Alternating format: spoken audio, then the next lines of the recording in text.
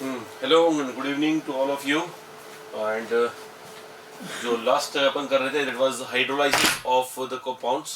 Hydrolysis में अपन ने जितना कर लिया था उसके आगे अब अपन मूव कर रहे हैं और as you can see on the board it is hydrolysis of the next thing that is inter halogens.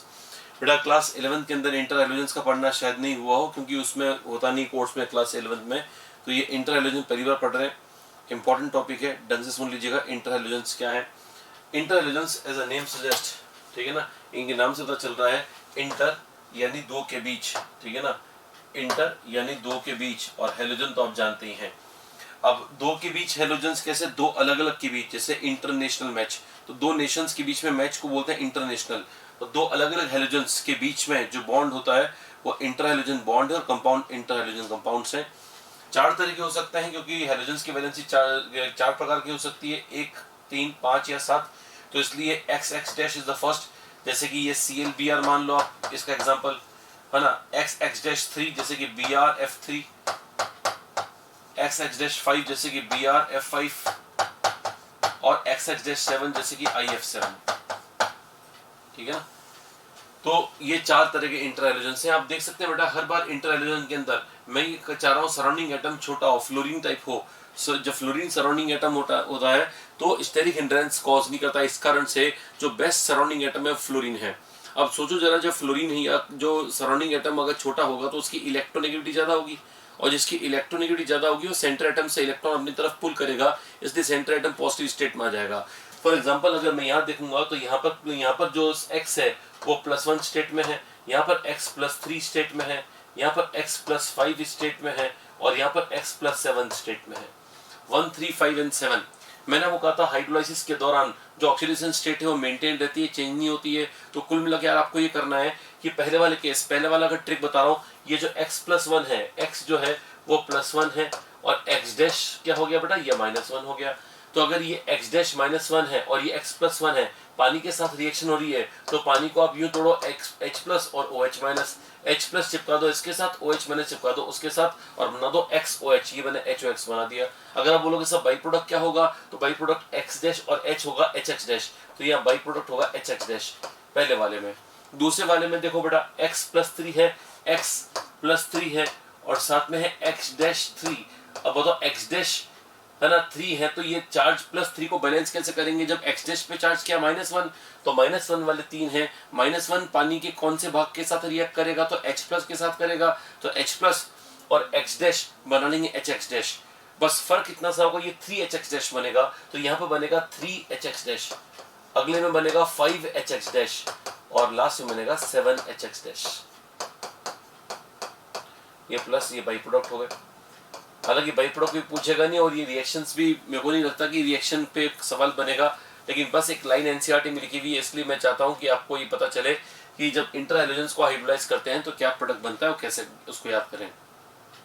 बस पहले को याद कर लो, HOX X+ पानी का OH लेके XOH बना लेगा। अगले वाले के लिए मेरे पास एक ट्रिक है और बड़ी सिंपल सी ट्रिक है। अगले वाले में एक O जोड़ देना, यहाँ से यहाँ पर आओगे, इसमें कितने O है बेटा, एक इसमें 2 O है, HX इसमें भी है, HX इसमें भी है, यहाँ भी HX से O3 है, यहाँ भी HX से O4 है। इतनी सिंपल ट्रिक। फिर भी कभी दिक्कत हो तो ये ध्यान रखना कि सर ने कहा था ऑक्सीडेशन स्टेट मेंटेन रहनी चाहिए। तो देखो बेटा यहाँ पर अगर आप यहीं पर ही अगर ट्राई करोगे x की स्टेट निकालना तो मैं 100% जानता हूँ x की स्टेट आप +1 निकाल लोगे। यहाँ x निकालोगे तो +3 आएगा, यहाँ x निकालोगे तो +5 आएगा और यहाँ x निकालोगे तो +7 आएगा। आई एम 100% श्योर कि आप जब ऑक्सीडेशन स्टेट निकालोगे तो इतनी आएंगी, वो मैच कर रही होंगी। ये देखो 7 7 5 5 3 से 3 1 से 1। अगर आप बोलोगे सर इनके नाम क्या है, तो बेटा ये नाम आपको आने चाहिए। जब यहाँ मैंने Cl था, जब HOCl मैंने करवाया था तो मैंने इसका नाम बताया था हाइपोक्लोरस। एनसीईआरटी में इसको लिखा हुआ हाइपोहेलस, क्योंकि ये X है, X तो कोई भी हैलोजन हो सकता है ना बेटा, तो ये हाइपोहेलस एसिड है। तो ये हाइपोहेलस है, ये हेलस है, ये हेलिक है और ये परहेलिक है ना। तो इसको रिपीट करना, जैसे ही मैं बोल रहा हूँ वैसे ही वैसे आप रिपीट करना। हाइपोहेलस, हेलस, हेलिक, परहेलिक। पहले 2 अस्त बाकी 2 एक, पहले 2 में पहले वाला हाइपो और बाकी जो लास्ट 2 है उनमें आखिरी वाला पर वाला है कंपाउंड, क्योंकि ये पर कंपाउंड है, पर क्लोरिक। अगर यहाँ पर X बराबर Cl हो तो पहला वाला बन जाएगा HOCl हाइपोक्लोरस, दूसरा वाला बन जाएगा HClO2 क्लोरस, तीसरा HClO3 क्लोरिक और चौथा बन जाएगा HClO4 पर क्लोरिक एसिड। अगर आप बोलेंगे कि सर इस पे क्वेश्चन कैसे आ सकते हैं, तो दिस इज लीस्ट चांस की हाइड्रोलाइसिस पे सवाल पूछे आपसे, ठीक है ना। आपसे सवाल जो पूछेंगे वो या तो ये पूछेंगे कि इनके स्ट्रक्चर्स क्या क्या हैं, तो इनका स्ट्रक्चर जो VSEPR हाइब्रिडेशन वगैरह में जो हमने देखा है वो स्ट्रक्चर वो निकालो आप आराम से। दूसरा कुछ क्वेश्चन मुझे लगता है इंपॉर्टेंट वो है कि प्रॉपर्टी पर बेस्ड क्वेश्चन को समझने के लिए मैं बताना चाहूंगा आपको, ये ऐसे आपके पास ये x और ये x डैश है और ये है xx, तो आप खुद सोचो बेटा ये x डैश है, तो मान लो ये x डैश सराउंडिंग होने के कारण ज्यादा इलेक्ट्रोनेगेटिव है, माइनस चार्ज है, ये प्लस चार्ज है, लेकिन यहाँ पर कोई भी पोलरिटी नहीं है, सॉरी हाँ चलो, यहाँ पर कोई भी पोलरिटी नहीं है, x प्लस डेल्टा प्लस है या डेल्टा माइनस है, ठीक है ना। यहाँ पर कोई भी पोलरिटी नहीं है बिकॉज ये दोनों हेलोजन सेम है। तो ये तो है बेटा halogens, these are halogens and these are interhalogens. Halogens और इंटरहेलोजन्स को देखकर क्या लग रहा है कौन पोलर है, तो इंटरहेलोजन्स पोलर है, और पोलर की रिएक्टिविटी ज्यादा होती है because they have more tendency to attract and being attracted by the other systems, वो तो खुद भी अट्रैक्ट होंगे, दूसरे को भी अट्रैक्ट करेंगे अपनी तरफ। तो इसका मतलब ये हो गया कि जनरल रिएक्टिविटी इसकी से ज्यादा है, इसलिए एनसीईआरटी में ऐसा कुछ लिखा हुआ है कि इंटरहेलोजन्स प्रॉपर्ली दिखाई नहीं दे रहा हो तो कोई बात नहीं, मैं बोल रहा हूँ इंटरहेलोजन्स लिखा मैंने यहाँ पर, तो इंटरहेलोजन्स के लिखा हुआ है are more reactive than halogens, यानी इंटरहेलोजन्स है XX डैश और हेलोजन्स है XX और ज्यादा रिएक्टिव है ये, with the exception of fluorine. ये ध्यान रखना यार, जो मैंने लिखा है वो है with the exception of fluorine. Fluorine exception है, इसका मतलब फ्लोरीन बहुत ज्यादा रिएक्टिव है। आपने क्लास 11 में भी कहीं ना कहीं पढ़ा होगा कि फ्लोरीन की रिएक्टिविटी ट्रिमेंडसली हाई होती है। फ्लोरीन इकलौता हेलोजन होता है चारों में से जो पानी को भी ऑक्सीडाइज कर देता है, ठीक है ना। ध्यान रखना, पानी को ऑक्सीडाइज करना ये हेलोजन्स की बस की बात नहीं है, लेकिन फ्लोरीन थोड़ा अलग ही होता है। इस कारण से फ्लोरीन को कहा गया है सुपर हेलोजन। फ्लोरीन एक ऐसा कंपाउंड है जो कि है ना लैब में हम अवॉइड करते हैं, उसको as an oxidising agent use नहीं करते हैं, क्योंकि हम जानते हैं कि ऑक्सीडाइजिंग एजेंट वो होता है जो कम से कम मीडियम को तो बरकरार रखे, मीडियम को तो ऑक्सीडाइज ना करे, तो वो तो मीडियम को ही पानी को ही ऑक्सीडाइज कर देता है। इसलिए फ्लोरीन को है ना हम अवॉइड करते हैं। लेकिन बात यह है कि अगर पूछा जाए कि बहुत अच्छा ऑक्सीडाइजिंग एजेंट कौन है, सबसे अच्छा तो बेटा फ्लोरीन है। तो बात यह है कि फ्लोरीन अगर इतना जबरदस्त रिएक्टिव है तो उसको रिएक्टिविटी ऑर्डर में कहाँ रखें, तो आंसर है सबसे आगे। एनसीईआरटी में जब लिखा हुआ है कि रिएक्टिविटी के मामले में है ना हेलोजन और इंटरहेलोजन में इंटरहेलोजन ज्यादा आगे है, लेकिन फ्लोरीन एक्सेप्शन है, फ्लोरीन तो सबसे आगे है। इस बात को मैं फिक्स करके याद करवाता हूँ, फिक्स FIX। आप भी इस प्रकार से घर पे बैठे बैठे फिक्स बोलते रहो, याद हो जाता रहेगा। फिक्स में F क्या है, फ्लोरीन, I है इंटरहेलोजन और X है हेलोजन। X मतलब नॉर्मल हेलोजन। तो फिक्स में F, I और X किसका ऑर्डर हो गया बेटा, रिएक्टिविटी का ऑर्डर हो गया। कुछ लोग कंफ्यूज रहते हैं, सोचते हैं अच्छा सर ने तो ये ऑर्डर बता दिया, अब एग्जाम में रिएक्टिविटी आ जाए, मेल्टिंग बॉइलिंग पॉइंट आ जाए, फिक्स कर देंगे। तो ध्यान रखना बेटा, ये फिक्स कहीं हर जगह नहीं लगाना है। फिक्स कहाँ लगाओगे, हेलोजन्स और इंटरहेलोजन्स की रिएक्टिविटी में कंपैरिजन को फिक्स से याद करते हैं। अगर आप बोलते हो sir boiling point melting point का क्या होगा, तो बेटा बॉइलिंग पॉइंट मेल्टिंग पॉइंट तो है अट्रैक्शन के कारण होने वाले प्रॉपर्टीज। अट्रैक्शन अगर ज्यादा है तो मेल्टिंग बॉइलिंग पॉइंट ज्यादा होगा, और अट्रैक्शन डिपेंड करता है मास पर, मॉलिक्यूलर मास पर। जिसका मॉलिक्यूलर मास और सरफेस एरिया ज्यादा होता है उनमें अट्रैक्शन ज्यादा देखा गया है। जैसे मिथेन के दो मॉलिक्यूल्स के बीच में attraction as compare to ethane कम होगा। अगर इथेन की तुलना में मिथेन का देखूं मैं, तो मिथेन और मिथेन में अट्रैक्शन कम है क्योंकि उसका मॉलिक्यूलर साइज कम है, उसका मॉलिक्यूलर मास कम है। इस कारण से है ना जिनका मॉलिक्यूलर मास और मॉलिक्यूलर साइज कम होगा उन पार्टिकल्स में अट्रैक्शन कम होगा। अगर आप बोलते हो सर इसको एक्सप्लेन करो, तो बेटा आपको एक्सप्लेनेशन का वेट करना पड़ेगा till we reach the topic of weak forces, that is the van der Waals forces. तो तब तक आपको वेट करना पड़ेगा, तब तक आपको मेरी बात पे विश्वास कर लेना होगा कि सर कुछ बोल रहे हैं तो सही ही बोल रहे होंगे। और वो ये है कि जिनका मॉलिक्यूलर मास ज्यादा है उनमें अट्रैक्शन ज्यादा है। Typically if I take the example of HBr and HI, then HBr and HBr are more attracted और HI and HI are more attracted। तो ये उन लोगों को इजीली आ जाएगा जिनको मालूम है कि Br और I में I का मास ज्यादा होता है, तो HI और HI का मॉलिक्यूलर साइज भी बड़ा है, मॉलिक्यूलर मास भी ज्यादा है, तो उनमें अट्रैक्शन ज्यादा होगा। इसलिए HI का boiling and melting point HBr से ज्यादा होता है। अगर आप बोलोगे सर इसका यहाँ पे का कनेक्शन, यहाँ पे क्या लेने देना, तो यहाँ पे लेने देना है बेटा, और यहाँ पे लेने देना ये है कि जिनका मॉलिक्यूलर मास ज्यादा होगा उनका क्या बोलते हैं मेल्टिंग एंड बॉइलिंग पॉइंट ज्यादा आएगा। लेकिन एक समस्या है, वो समस्या है इंटरहेलोजन्स की पोलरिटी बहुत हाई होती है। अगर इंटरहेलोजन्स की पोलरिटी हाई है तो मान लो ये एक इंटरहेलोजन है, ये इंटरहेलोजन है और दूसरा इंटरहेलोजन ये है, तो यहाँ पर डेल्टा प्लस और डेल्टा माइनस, यहाँ डेल्टा प्लस और डेल्टा माइनस होगा, तो बताओ इन डाइपोल्स के बीच में अट्रैक्शन तो ज्यादा होगा ना बेटा। ये भी इंटर हैलोजन है और ये भी इंटर हैलोजन है। अगर मैं यहाँ पे हैलोजन लेता हूँ, हैलोजन लेता हूँ, तो हैलोजन्स के ऊपर तो कोई चार्ज ही नहीं होता है, हैलोजन्स पे कोई चार्ज नहीं है, तो इनमें अट्रैक्शन भी बहुत कम होगा। तो बताओ अट्रैक्शन ज्यादा कहाँ पर है, तो आंसर है इंटर हैलोजन्स में अट्रैक्शन ज्यादा है। इसका मतलब मेल्टिंग एंड बॉइलिंग पॉइंट ज्यादा आएगा या कम आएगा, तो आंसर है ज्यादा आएगा। शायद सेकंड स्लाइड में आपको मिल जाएगा, यस मैंने लिख दिया यहाँ पर। Inter halogens have higher melting and boiling point, थोड़ा बड़ा कर लेते हैं अगर समस्या हो रही हो तो। चलो, तो आई होप कि आपको दिख रहा होगा, inter halogens have higher melting and boiling point than the normal halogens, है ना। इसमें कोई एक्सेप्शन नहीं है। जैसे मैंने फिक्स वाला दिया था, उसको यहाँ मिक्स मत कर देना, फिक्स को मिक्स करोगे तो आंसर में गड़बड़ी आ सकती है, इसलिए ध्यान रखना। फिक्स वहां पर रिएक्टिविटी ऑर्डर है और ये वाला ऑर्डर अलग है। फिर एक मैंने लिखा है ClF3 और BrF3 can be used to concentrate uranium. अब होता क्या है बेटा, जैसे एनसीईआरटी का जो टिपिकल मेथड है वो ये है कि ऐसे उन्होंने इंटर हैलोजन्स पढ़ाने थे, पढ़ा दिए। अब इंटर हैलोजन का वो एक यूज बता देंगे कि भैया हम इंटर हैलोजन पढ़ क्यों रहे हैं। तो बेसिकली इंटर हैलोजन का क्वेश्चन जो मेरे को नीट के हिसाब से इंपॉर्टेंट लगता है, वो एक तो स्ट्रक्चर का लगता है, मेल्टिंग पॉइंट और रिएक्टिविटी का।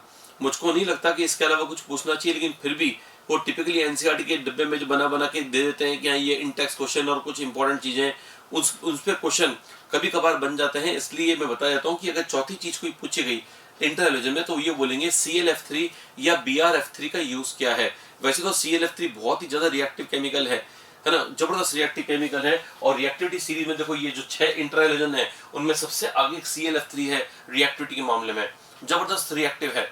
मैंने एक किताब में पढ़ा था, ठीक है ना, I don't remember, mostly should be JD Lee, जिसके अंदर ये लिखा हुआ है कि एस्बेस्टस में आग लगा सकता है ClF3, है ना। It can set the chemicals like asbestos to fire. If you are not acquainted what is asbestos, asbestos itself is a silicate that is used in the fire fighting blankets. Fire fighting blankets में हम जिस material को use करते हैं जो आग बुझाने में काम आता है, वो एस्बेस्टस की शीट होती हैं। और ये देखो केमिकल कितना जबरदस्त है, ये उसमें आग लगा देता है। जो दुनिया भर की आग बुझाता है ये उसमें आग लगाता है। इसका मतलब कुछ तो आदर करना बनता है इसका, ClF3 का। It's a very very dangerous chemical. ClF3 का रिएक्टिविटी ऑर्डर में सबसे आगे आ रहा है इसका रिएक्टिविटी। अब देखोगे बेटा, इसके रिएक्टिविटी ऑर्डर को भी याद करने का एक तरीका है। ये रिएक्टिविटी पूरा प्रैक्टिकली टेस्टेड है, ये मैंने अपने घर पे नहीं निकाला है ना, कि देखो ये ऐसा ऐसा होता है। मैं घर पे कैसे ले जाऊंगा ClF3 को, ले भी जाऊंगा तो बचूंगा कैसे, ये सिंपल सी बात है। तो आपको मालूम होना चाहिए ClF3 का जो रिएक्टिविटी ऑर्डर है वो अपने को याद करना, एक तरीके से याद करना, और तरीका है CBI 357 135। तो देखो मैंने लिखा होता है CBI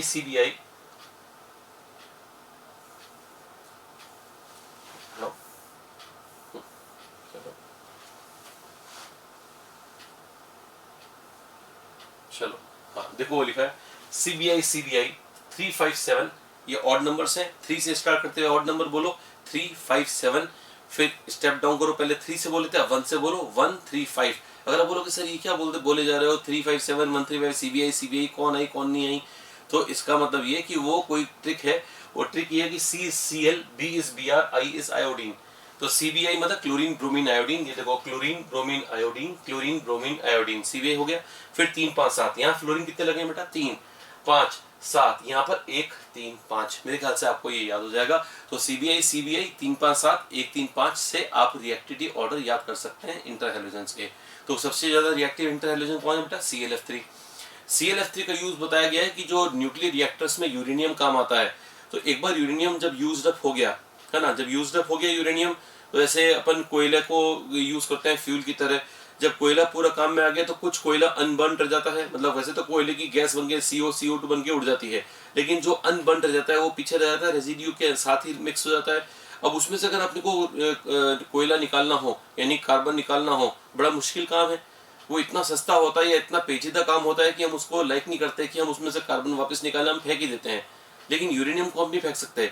तो यूरेनियम को उसके स्पेंट फ्यूल में से यूरेनियम को निकालने के लिए हम ClF3 केमिकल को यूज करते हैं। आप यूं समझो कि आपके पास यूरेनियम है और साथ में कचरा भी है, और दोनों ही सॉलिड स्टेट में है, यूरेनियम कचरा बोथ सॉलिड। मैंने डाला ClF3 रिएक्टिव केमिकल या non reactive, answer is highly reactive. वो किसके साथ रिएक्ट कर लेगा, यूरेनियम के साथ, कचरे के साथ नहीं करेगा। यूरेनियम के साथ रिएक्शन करके वो बना देगा UF6, जो कि गैसियस कंपाउंड है, यूरेनियम को उड़ा देगा। जब यूरेनियम उड़ के गैस बनेगा, हम गैस को इकट्ठा कर लेंगे, ये यूरेनियम इकट्ठा हो गया। हाँ, मैं जानता हूँ यूरेनियम गैसियस कंपाउंड के फॉर्म में इकट्ठा हुआ है, तो कोई बात नहीं, हमारे यूरेनियम एलिमेंट से मतलब है, हम उसका मेटल तो वापस बना लेंगे, या जिस फॉर्म में भी हमको लाना है हम ले आएंगे। हमको यूरेनियम से मतलब था कि यूरेनियम वेस्ट नहीं जाना चाहिए था। तो इसका मतलब स्पेंट न्यूक्लियर फ्यूल में से यूरेनियम को रिकवर करने के लिए हम ClF3 काम में ले सकते हैं एज एन ऑल्टरनेटिव कंपाउंड। अगर हमारे पास ClF3 नहीं है, कमी है, तो हम BrF3 भी काम में ले सकते हैं। सजेस्टेड इन NCERT है ना, NCERT में सजेस्ट कर रखा है कि ClF3 की तरह ही BrF3 भी होता है, आप उसको भी यूज कर सकते हैं। तो मैंने यहाँ पे लिख दिया है ClF3 और BrF3 can be used to concentrate uranium from the spent nuclear fuel. But which will you prefer? Answer is ClF3 because the reactivity order of ClF3 is far much ahead as compared to BrF3. Fine, this is the reaction. This is solid. है ना? See the look carefully at the state. So uranium is solid. Here uranium hexafluoride is gaseous. तो solid से solid के साथ में ये कैसा uranium था? इट वाज प्योर और इम्प्योर? तो ये इम्प्योर था बेटा, हाँ, ये इम्प्योर एल्यूमिनियम था, इम्प्योर। इसके साथ इम्प्योरिटी थी, इम्प्योरिटी के साथ ClF3 ने रिएक्शन नहीं किया। हो सकता है रिएक्शन करा भी हो तो उसको कोई सॉलिड में कन्वर्ट किया होगा, गैस नहीं बनाया होगा, तभी तो हम सेपरेट कर पा रहे हैं। अगर वो कचड़े के साथ रिएक्शन करके उसको भी गैस में कन्वर्ट करता तो प्रोबेबली ये रिएक्शन हम आपको ऐसे नहीं दी जाती, because it would not have been practically possible. चलो, तो ट्रिक आपको समझ में आ गई होगी और उसके बाद में अपन आगे बढ़ते हैं। 7th point and 7th point is xenon fluorides. Xenon fluoride बेटा 3 तरह के होते हैं, XeF2, चलो XeF2, XeF4, XeF6। बताओ XeF2 में जिनन की स्टेट है +2, यहाँ पर है +4 और यहाँ पर है +6। तो जिनन के इन कंपाउंड्स में जिनन की ऑक्सीडेशन स्टेट +2 आ रही है, +4 आ रही है, +6 आ रही है। मैंने कहा था आपको कि ये कंपाउंड हाइड्रोलाइज जब करेंगे, जब पानी के साथ रिएक्शन करेंगे, तो कोई भी कंपाउंड पानी के साथ रिएक्शन करेगा तो उसकी ऑक्सीडेशन स्टेट मेंटेन रहती है, मैंने कहा था, बिकॉज पानी ऑक्सीडाइजिंग या रिड्यूसिंग एजेंट नहीं है। Now here there is some problem, because यहाँ पर वो रूल यहाँ पर नहीं चलेगा। क्यों नहीं चलेगा वो सुनिएगा, because xenon never likes to form compound. Xenon कभी कंपाउंड बनाने, है ना, को उसको लगता ही नहीं कि ज़्यादा उसके लिए अच्छा है, क्योंकि जिस साइंटिस्ट ने पहली बार बताया, बहुत सम्मान किया गया उस साइंटिस्ट का, इसने पहली बार ये बताया कि जिनन कंपाउंड बना सकता है। क्योंकि जब जिन साइंटिस्ट लोगों ने इसको इनर्ट गैस को डिस्कवर किया था, उन्होंने तो ये कह दिया था कि भी इनर्ट गैस को हम कंपाउंड में कन्वर्ट नहीं कर पाएंगे। XeF2, XeF4, XeF6 नेचर में नहीं बनते, हम बनाते सिंथेटिक कंपाउंड से ही हैं, इनको बनाया गया है। तो इसका मतलब XeF2, XeF4, XeF6 बनाने में समस्या होगी, और समस्या है कि जिनन इनर्ट गैस है, जिनन को 0 ऑक्सीडेशन स्टेट पसंद है। लेकिन यहाँ पर जिनन कौन सी स्टेट में बेटा? +2, यहाँ +4, यहाँ +6। तो ये तीनों जिनन चाहेंगे कि वो 0 में चले जाए, लेकिन अब ये है कि कौन जा पाता है कौन नहीं जा पाता। तो जब प्रैक्टिकल करके देखा, तो XeF6 के साथ रिएक्शन करके देखा, तो इस पर मुझको तो ये लगता था कि Xe+6 है, तो ये तो सबसे पहले जाना चाहेगा 0 में, क्योंकि जो 0 जिसको पसंद है ना, इसको ऑक्सीडेशन स्टेट 0 पसंद है, जो अपने एक भी इलेक्ट्रॉन लूज नहीं करना चाहता, उसकी +6 ऑक्सीडेशन स्टेट कर दी, तो इसकी तो हालत कहीं ना कहीं खराब हो ही रही होगी। लेकिन फिर भी XeF6 जो है उसको स्टेबलाइज कर दिया गया बॉन्ड बनाकर, 6 बॉन्ड बना दिए गए। अब इसकी बस एक ही रिक्वायरमेंट है, सुना, बहुत इंपॉर्टेंट लाइन बोल रहा हूँ। XeF6 की एक ही रिक्वायरमेंट है कि ये 6 फ्लोरीन मेरे आसपास लगे हुए हैं, इनको हटाओ, कोई दूसरे ऐसे एटम लगाओ जिनमें स्टेरिक हिंड्रेंस कम हो, एटम कम हो और काम अच्छा करते हो, बढ़िया काम करते हो, उतना ही इंपॉर्टेंट होते हो जितने 6 फ्लोरीन है। 6 फ्लोरीन बेटा बॉन्ड कितने बना रहे हैं? तो आंसर है 6। और फ्लोरीन कितने हैं? तो आंसर है 6। क्या 6 फ्लोरीन से कम एटम कोई लेके मैं बॉन्ड उतने बनवा सकता हूँ? तो इसका सबसे बढ़िया तरीका है ऑक्सीजन। ऑक्सीजन फ्लोरीन अगर 6 है तो इनकी जगह कितने ऑक्सीजन लगाने पड़ेंगे ताकि 6 बॉन्ड बन जाए? तो आंसर है 3, क्योंकि डबल बॉन्ड बन सकता है, यानी कि फ्लोरीन से बेटर ऑक्सीजन है। और ये बात XeF6 को मालूम है, इसलिए पानी के साथ रिएक्शन कर लेता है। पानी के साथ रिएक्शन करके इसका इंटेंशन क्या होता है जानते हो? इसका इंटेंशन ये होता है कि ऐसे रिएक्शन करे, XeF4, एक F2 लिख देता हूं मैं, पानी के साथ रिएक्शन करा दो, तू वाटर मॉलिक्यूल के साथ रिएक्शन करा दो। आप जानते हो वाटर मॉलिक्यूल जब रिएक्शन करता है तो लिविंग ग्रुप निकल जाता है, उसकी जगह OH आ जाता है। तो कितने OH आ जाएंगे बेटा? 2 F निकलेंगे, 2 OH, तो यहाँ पर बन जाएगा F4 और जिनन, और यहाँ पर 2 OH, बस यहाँ से H2 निकाल दो, H2 निकलते ही बन गया Xe डबल बॉन्ड O, और यहाँ पर F4 तो ही है। तो इसका मतलब यूं समझो आप है ना। मैं जो समझाने का तरीका बता रहा हूँ वो बड़ा आसान तरीका है। यूं समझो आप कि XgF6 जब पानी से रिएक्शन करेगा तो इंस्टॉलमेंट में रिएक्शन करेगा। पहली किश्त में 2 फ्लोरीन निकलेंगे, बदले में एक O आ जाएगा। आप देख सकते हैं 2 फ्लोरीन हटके एक O आ चुका है। तो पहला कंपाउंड तो बन चुका है XeOF4। दूसरा कंपाउंड बनेगा, अब सोचो बेटा दूसरी किश्त में क्या होगा, ऐसे ऐसे 2 फ्लोरीन और निकलेंगे, एक ऑक्सीजन आ जाएगा, उसकी जगह पर क्या बन जाएगा XeO2F2। और लास्ट किस बताओ बेटा, अपने आप सोच के बताओ, XeO3 बन जाएगा, बिकॉज अब तो 2 फ्लोरीन जो बचे हैं वो भी हटके एक O आ जाएगा, तो उसको मैं यहाँ लिख रहा हूँ XeO3। अगर आप बोलो कि सर बाकियों को यहाँ क्यों लिखा बेटा, क्योंकि ये दोनों जो हैं ये कौन से कंपाउंड है, ये PHP है। PHP का फुल फॉर्म है पार्शियल हाइड्रोलाइसिस प्रोडक्ट। ये दोनों पार्शियल हाइड्रोलाइसिस से बने हैं, जबकि ये है CHP का फुल फॉर्म है कंप्लीट हाइड्रोलाइसिस प्रोडक्ट। तो XgF6 का हाइड्रोलाइसिस होने पर ये बना, बताओ यहाँ पे जिनन के ऑक्सीडेशन स्टेट निकालोगे तो 6 आएगी, यहाँ पे निकालोगे तो 6 आएगी, और यहाँ पर भी 6 आएगी। इसका मतलब ऑक्सीडेशन स्टेट मेंटेन्ड है। ऑक्सीडेशन स्टेट मेंटेन्ड है, ये तो होना ही था, लेकिन आपको समस्या ये आएगी कि इन दोनों में ये रूल फॉलो नहीं होगा, फेल हो जाएगा। तो आपको ये ध्यान रखना है XgF6 में पानी के साथ रिएक्शन करने पे किसी प्रकार का रिडॉक्स चेंज नहीं होता और ऑक्सीडेशन स्टेट मेंटेन रहती है। और कंपाउंड 2 तो बनते हैं पार्शियल हाइड्रोलाइसिस प्रोडक्ट, एक बनता है कंप्लीट हाइड्रोलाइसिस प्रोडक्ट। अब आपकी समस्या अगर ये है कि सर ये तो चलो हमें समझ में आ गया, XgF और XgF2 का बताओ, तो ये बहुत इंटरेस्टिंग है। XgF2 का पहले देखते हैं अपन। बताओ XgF2 में जिनन के पास कितने फ्लोरीन है, तो आंसर है 2। तो इसका मतलब ये कि अगर ये 0 ऑक्सीडेशन स्टेट में जाना चाहता है, इसका सपना ये है कि मेरे को 0 बनाना है, 0 ऑक्सीडेशन स्टेट में आना है, ठीक है ना। ये एग्जाम वाला 0 नहीं है, ये ऑक्सीडेशन स्टेट 0 है। इसको ऐसा नहीं कि सर ने बोला कि जिनन का सपना ये कि मेरे को 0 लाना है।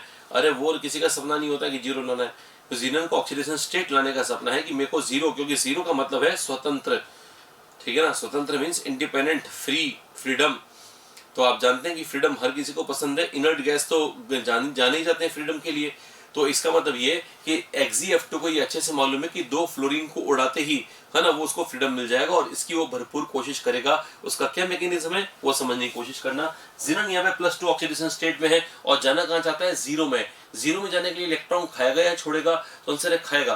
खाएगा तो किससे खाएगा बेटा, H की स्टेट है +1 और O की स्टेट है -2। बताओ किससे इलेक्ट्रॉन की उम्मीद करेगा, H से। तो H से कैसे उम्मीद करेगा बेटा, H के पास खुद के पास ही कोई इलेक्ट्रॉन नहीं, 0 इलेक्ट्रॉन, क्योंकि H की स्टेट +1 में 0 टेंडेंसी टू गिव इलेक्ट्रॉन। तो जब जिनन को ये अच्छे से मालूम है कि H+ तो खुद के पास ही इलेक्ट्रॉन नहीं है, तो ऐसा वो बेकार काम क्यों करेगा कि हाइड्रोजन को बोलेगा कि तू मुझको अपना इलेक्ट्रॉन दे दे, ठीक है ना। भला कौन ऐसा होता है जो कि भिखारियों से भीख मांगता है ना, वो ऐसा काम नहीं करेगा। तो इसका जिनन ऑक्सीजन से इलेक्ट्रॉन मांगेगा, क्योंकि वो समझदारी से ये देखेगा कि ऑक्सीजन के पास -2 चार्ज दिख रहा है, वो उससे इलेक्ट्रॉन मांगेगा। तो आपका सवाल है कितने इलेक्ट्रॉन मांगेगा, तो इसको कितने चाहिए बेटा, 2। अगर 2 इलेक्ट्रॉन यहां से यहां पे चले गए तो इसकी स्टेट हो जाएगी 0, क्योंकि -2 में से 2 जाने पर 0 बनता है, और 0 O की स्टेट 0 हो गई, मतलब O2 गैस बनेगी। ये तरीका है समझने का। वापस समझना, यहाँ पर इसकी स्टेट +2 है, +2 को 2 इलेक्ट्रॉन चाहिए, वो ऑक्सीजन से आएंगे। ऑक्सीजन जब 2 इलेक्ट्रॉन दे देगा तो उसकी स्टेट 0 हो जाएगी, 0 में बनेगा O2 और यह बनेगा जिनन। तो एक तो बन गया जिनन और एक बन गया O2। जिसकी स्टेट चेंज नहीं हुई है बेटा वो H और F है, तो यहाँ HF बनेगा, प्लस अपन HF भी कह सकते हैं, राइट। ये सबसे इंटरेस्टिंग हो गया। तो बताओ मुझको, XgF2 ने पानी को ऑक्सीडाइज किया या पानी से खुद ऑक्सीडाइज हुआ, तो बताओ XgF2 ने पानी से इलेक्ट्रॉन छीने हैं या पानी को दिए हैं, तो पानी से छीने, पानी के O से छीने। लेकिन हम ये कहेंगे कि पानी से छीने यानी पानी को ऑक्सीडाइज किया है। लाइन ध्यान रखना, XgF2 oxidise water into O2, XgF2 oxidise water into O2। बेटा पानी को ऑक्सीडाइज करना आसान नहीं है, कोई ऑक्सीडाइज कर रहा है उसको, तो ये याद रखने वाली बात है, क्योंकि मैं जितने भी कंपाउंड बेटा आपको करवाऊंगा इनऑर्गेनिक केमिस्ट्री में, जहां तक मेरे को याद है नॉर्मल कंपाउंड जो अपने कोर्स में है, उनमें से सिर्फ 2 ही हैं जो कि ये काम कर पाते हैं कि पानी से O2 गैस रिलीज करवा पाते हैं। First is fluorine and the other is this compound that you can C in the board, and that is XeF2. So XeF2 and fluorine are the examples of 2 compound, very rare compounds which are capable of oxidizing water. चलो, तो XeF2 के लिए oxidise water, as you can see here, मैंने एक note लिख दिया यहाँ पर, XeF2 पानी को ऑक्सीडाइज करेगा, ध्यान रखना। मैंने एक और नोट लिख दिया कि XeF6 नो रिडॉक्स चेंज, जो कि एम्स में 2013 में पूछा गया था। 2013 के एम्स में ऐसा क्वेश्चन पूछा गया था, इनमें से कौन हाइड्रोलाइसिस करते समय किसी प्रकार का रिडॉक्स चेंज नहीं देता। ये तीनों के थे XeF2, XeF4, XeF6, XeF6 answer गया था। मैं जानता हूं कि दिमाग में क्वेश्चन चल रहा है कि सर XeF4 तो बताया नहीं भैया आपने, क्वेश्चन पहले बताने लग गए। तो मैं क्वेश्चन तो पहले इसलिए बता रहा था कि दिमाग में स्ट्राइक हो कि अभी XeF6 के बारे में क्वेश्चन कैसा बन सकता है, इसलिए।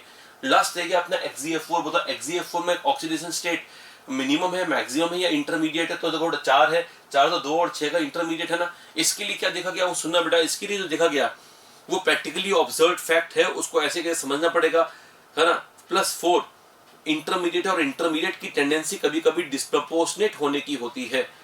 और डिस्प्रपोर्शनेट ही किस किस में होगा बेटा? एक तो आगे भी जा सकता है, पीछे भी जा सकता है, तो इन दोनों में डिस्प्रपोर्शनेट होगा। यानी XeF4 जब पानी में जाएगा, सुनना ध्यान से, XeF4 जब पानी में जाएगा तो डिस्प्रपोर्शनेट होके थोड़ा बहुत Xe+2 में कन्वर्ट हो जाएगा। यानी ये थोड़ा बहुत इसमें कन्वर्ट हो जाएगा, थोड़ा बहुत इसमें कन्वर्ट हो जाएगा। यानी कि XeF4 की खुद की कोई रिएक्शन ही नहीं होगी।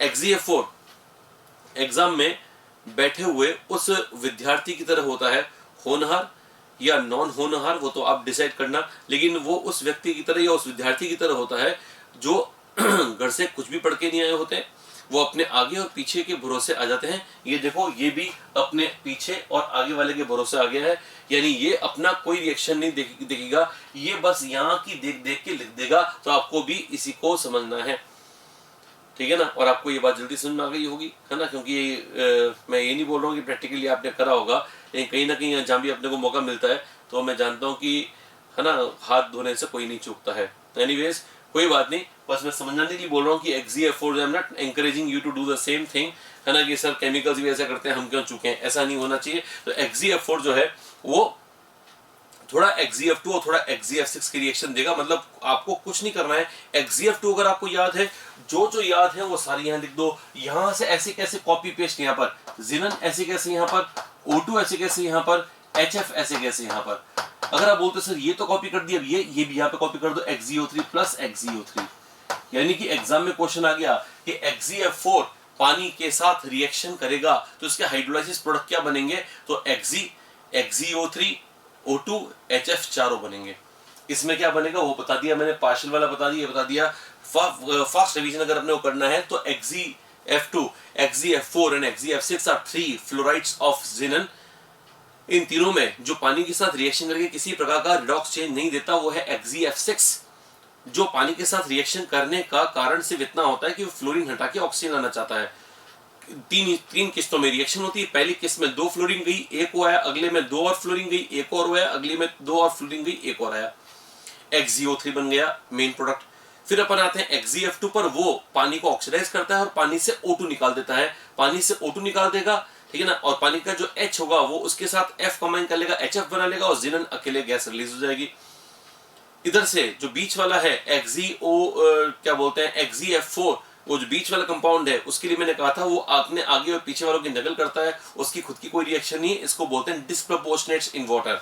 तो जो कीवर्ड्स हैं वो याद रखो, XeF2 के लिए कीवर्ड है ऑक्सीडाइज वाटर, XeF4 के लिए कीवर्ड है डिस्प्रपोर्शनेट्स इन वाटर, और XeF6 के लिए कीवर्ड है नो रिडॉक्स चेंज। ये एम्स 2013 में पूछा गया क्वेश्चन। चलो आज के लिए आखिरी बात, और वो है कार्बाइड्स के बारे में थोड़ी बहुत स्टडीज। कार्बाइड्स के बारे में क्या स्टडीज कहती हैं वो देखो बेटा। कार्बाइड्स का हाइड्रोलाइसिस अपने को देखना है।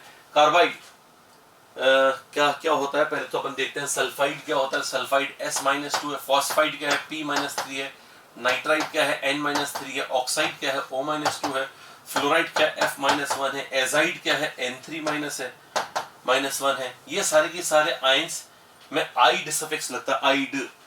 तो कार्बाइड क्या हुआ? कार्बन, और कार्बन के पास होते हैं 4 इलेक्ट्रॉन, -4 होंगे तो इसका ऑक्टेट पूरा हो जाएगा, तो कार्बाइड है। लेकिन कार्बन के कार्बाइड्स कैटनेशन, है ना, और carbon double bond triple bond वगैरह बना सकता है, उस कारण से कार्बाइड और भी कई सारे तरीके हो सकते हैं। तो कार्बाइड की ये प्रॉपर्टी है कि because of the property of catenation it can assume number of types. वो कई सारे टाइप्स के हो सकते हैं। टिपिकली जो हमारे कोर्स से संबंधित कार्बाइड्स हैं वो ये हैं। एक तो एक कार्बन का कार्बाइड जिसको बोलते हैं मिथेनाइड। मिथेनाइड क्यों बोलते हैं बताऊंगा अभी। एक मिथेनाइड है, एक कार्बन का कार्बाइड है। ये 2 कार्बन का कार्बाइड कहलाता है इथाइनाइड। इथाइनाइड, इथीन नहीं बोला मैंने, इथाइनाइड। और ये 3 कार्बन का कार्बाइड कहलाता है प्रोपाइनाइड। तो तो इसका मतलब ये हो गया कि आपको ये याद करना है कि कार्बाइड जो मेन टाइप सर ने बताए हैं वो एक तो एक कार्बन का है C-4, it is called methanide, it's called carbide. अगला भी कार्बाइड है, ये भी कार्बाइड, कार्बाइड सभी हैं, लेकिन कार्बाइड जब सभी है तो इनके नाम तो अलग अलग देने पड़ेंगे। तो ये एक कार्बन का इसलिए इसको मिथेनाइड कहा गया। ये C2-2 का स्ट्रक्चर ये है, C triple bond C minus N minus, ताकि इसकी वैलेंसी पूरी हो जाए, इसलिए मैंने ट्रिपल बॉन्ड बनाया। ये इथाइन से बना हुआ आयन है, इसलिए इसका नाम इथाइनाइड दे दिया गया है। और अगर मैं C3-4 की बात करूं तो यह है प्रोपाइनाइड, और प्रोपाइनाइड इसको बोल रहे हैं, इसका मतलब प्रोपाइन से बना है। Propyne C triple bond C and C, अगर मैं सारी H लगा दूं, यहाँ पर 3 H लगा दूं और यहाँ पर भी एक H लगा दूं तो ये प्रोपाइन बनेगा। और अब ये माइनस है और ये -3 है, अब ये बन चुका है प्रोपाइनाइड। तो इसका मतलब ये हो गया कि हमें मालूम होना चाहिए कि कौन कार्बाइड है, कौन मिथेनाइड है, कौन इथाइनाइड है, कौन प्रोपाइनाइड है। एल्यूमिनियम और बेरिलियम बनाते हैं ये वाला कार्बाइड, मतलब मिथेनाइड। तो आपको ये भी ध्यान रखना है। अब सबसे जरूरी बात सुन लेना कि सर ने बोला है कि मिथेनाइड के साथ में, इस कार्बाइड के साथ में जनरली नेचर में या जनरली हमने जो बनाए कंपाउंड उनमें एल्यूमिनियम और बेरिलियम रह पाता है। साइज रेशियोज, जो कैटायन एनायन का साइज रेशियो जो आप सॉलिड स्टेट में पढ़ोगे वो काफी इंपॉर्टेंट रोल प्ले करता है इनकी स्टेबिलिटी को बताने के लिए। लेकिन आपको ओवरऑल ये याद करना है कि हाँ भाई, पहला कार्बन जो है, पहला जो कार्बाइड है, मतलब एक कार्बन का कार्बाइड, वो एल्यूमिनियम बेरिलियम के साथ एग्जिस्ट करता है, दूसरा वाला कैल्शियम के साथ, तीसरा वाला मैग्नीशियम के साथ। अगर इसका एल्यूमिनियम के साथ में कंपाउंड बनाऊंगा तो ये बनेगा, इसका ही बेरिलियम के साथ बनाऊंगा तो ये बनेगा, इसका और किसके साथ नहीं बनेगा, इसका कैल्शियम के साथ बनेगा, ये वाला CaC2 बनेगा, और मैग्नीशियम के साथ इसका बनेगा Mg2C3। अगर आप बोलोगे इतना जल्दी जल्दी कैसे कर रहे हो, ये Mg2C3 कैसे बना, हमें समझ में नहीं आया, तो आप यूं नहीं, यहाँ लिखो मैग्नीशियम। मैग्नीशियम का चार्ज कितना होता है बेटा, +2 होता है, और कार्बाइड इसके साथ में वो वाला है C3, इस पे चार्ज कितना है बेटा, -4। बताओ -4 को बैलेंस करने के लिए मैग्नीशियम कितने चाहिए, एक्सक्यूज मी, हाँ, तो ये क्या बोलते हैं, वापस रिपीट करता हूँ। कार्बाइड, ये वाला जो कार्बाइड है इसमें चार्ज -4 है, -4 को बैलेंस करने के लिए मैग्नीशियम कितने चाहिए बेटा, 2 चाहिए। तो मैग्नीशियम 2 चाहिए, तो यहाँ हो जाएगा Mg2 और C3, तो ऐसे कैसे रहेगा, इसको डबल नहीं करना है, ये तो -4 है ना चार्ज देगा, माइनस चार्ज को बैलेंस करने के लिए, -4 चार्ज को बैलेंस करने के लिए +4 चाहिए ना बेटा, तो Mg तो 2 होना चाहिए और C3 ही सही है। तो ये हो गया Mg2C3। अब आपको बस इतना करना है कि कैटायन एनायन जब जानते हो तो अब बताओ इसमें कैटायन कौन, एल्यूमिनियम, तो एल्यूमिनियम की पानी के साथ रिएक्शन, तो एल्यूमिनियम हाइड्रोक्साइड बन जाएगा। ये कार्बन कौन सा है, तो ये कार्बाइड है, कार्बाइड कितने H खाएगा पानी के, 4, तो क्या बना देगा, मीथेन, तो पहले से बन जाएगा मीथेन। बेरिलियम में, बेरिलियम का चार्ज है +2, तो ये हो गया +4, तो ये है -4, यानी ये वाला है, ये H खाएगा पानी का, तो ये भी मीथेन बनाएगा, ये भी मीथेन बनाएगा। यानी आपको क्या ध्यान रखना है, एल्यूमिनियम और बेरिलियम कार्बाइड को हाइड्रोलाइज करने पर मीथेन बनता है। कैल्शियम कार्बाइड से, कैल्शियम से तो कैल्शियम हाइड्रोक्साइड बन जाएगा, और ये 2 कार्बन कौन से, तो ये 2 कार्बन ये हैं, ये पानी के कितने H खाएंगे बेटा, 2 खाएंगे, तो बन जाएगा इथाइन, तो ये इथाइन गैस बन जाएगी। इसे CH ट्रिपल बॉन्ड CH। क्या इथाइन गैस को और कोई नाम जाना जाता है, तो दूसरा नाम है एसिटिलीन, है ना। अगर आपको लगता है कि हमें याद नहीं है तो इसको लिख लेना अपने नोट्स के अंदर, acetylene is the name of ethyne. और मैग्नीशियम कार्बाइड में, कार्बाइड ये वाला है, मैग्नीशियम तो बनाएगा मैग्नीशियम हाइड्रोक्साइड, और कार्बाइड कितने H खाएगा पानी के, 4, और इसमें अगर 4 H जोड़ दोगे तो एक तो H यहाँ पर आएगा, 3 H यहाँ पर आएंगे, तो बन जाएगा CH triple bond C single bond CH3, this is called propyne. क्या नाम है बेटा, प्रोपाइन नाम है इसका, ये इसका रिएक्शन हो गया। अगर आप बोलेंगे सर इस पे क्वेश्चन कैसे बनेंगे, तो क्वेश्चन में डायरेक्ट बनेंगे, ऐसे बनेगा, methane is produced by the hydrolysis of number 1 calcium carbide, number 2 aluminum carbide, number 3 magnesium carbide, 4th all, ऐसे ऐसे क्वेश्चन देंगे। तो मालूम होना चाहिए कि मीथेन किससे बनाया था, इथाइन किससे बनाया था, और प्रोपाइन किससे बनाया था। इसको मैं जनरली क्लास में ऐसे याद कराता हूँ कि आप ऐसे करना कि पहला जो कार्बाइड है, मतलब ऐसे 4 लेटर याद कर लो, ABCM, और ये याद कर लो पहला कार्बाइड से A और B लिंक होंगे, पहला कार्बाइड से A और B लिंक होंगे, दूसरे कार्बाइड से C और तीसरे से M। पहले दूसरे से मतलब पहला जो कार्बाइड है उससे AB, दूसरे से C और तीसरे से M। पहला है कार्बाइड, एक कार्बन का कार्बाइड, उससे एल्यूमिनियम और बेरिलियम है ना, उसके साथ कंपाउंड बनाएंगे। और दूसरा यानी कि इथाइनाइड जिसको मैंने बोला था C2-2, उसके साथ कैल्शियम, और तीसरा प्रोपाइनाइड के साथ में मैग्नीशियम। ये अपना आंसर हो गया। चलो ठीक है, एक क्वेश्चन मैंने यहाँ पे दिया करने के लिए, उस क्वेश्चन को आप सोचना कि इसमें क्या बनेगा, है ना। इसका जो नेक्स्ट लेक्चर है उसमें इसका सॉल्यूशन बनेगा और इसका एप्लीकेशन की इसकी क्या एप्लीकेशन है। Thank you.